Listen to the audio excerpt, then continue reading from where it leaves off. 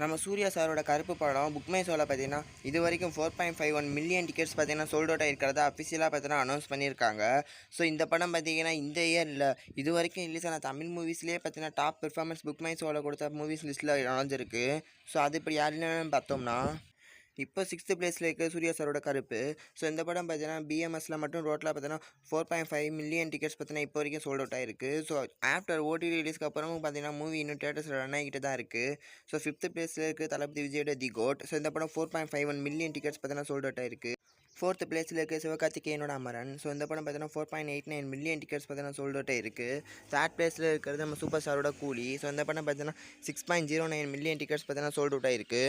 2nd பிளேஸில் இருக்குது தளபதி விஜயோட லியோ. ஸோ இந்த படம் 7.3 மில்லியன் டிக்கெட்ஸ் பார்த்தீங்கன்னா சோல்ட் அவுட் ஆயிருக்கு.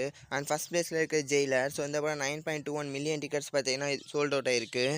ஸோ இந்த டாப் 6 லிஸ்ட்டில் பார்த்தீங்கன்னா 2 விஜய் படம் 2 ரஜினி படம் இருக்குது. ஸோ அதை தாண்டி சிவகார்த்திகேயன் ஒரு படமும் சூர்யா சாருக்கு ஒரு படமும் பார்த்தீங்கன்னா இருக்குது.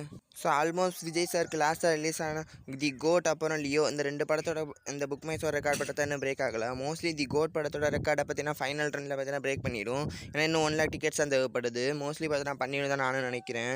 ஸோ அப்படி பார்த்தா இன்னும் லியோ படத்தோட ரெக்கார்டை மட்டும் தான் பார்த்தீங்கன்னா கருப்பு பிரேக் பண்ணல. ஸோ இப்போ அடுத்து பார்த்தீங்கன்னா கருப்பு படத்தோட ரெக்கார்டை பிரேக் பண்ணுற அளவுக்கு பொட்டன்ஷியலை தமிழில் ரிலீஸ் ஆக போகிற மூவினா நெக்ஸ்ட் ஜனநாயகன்.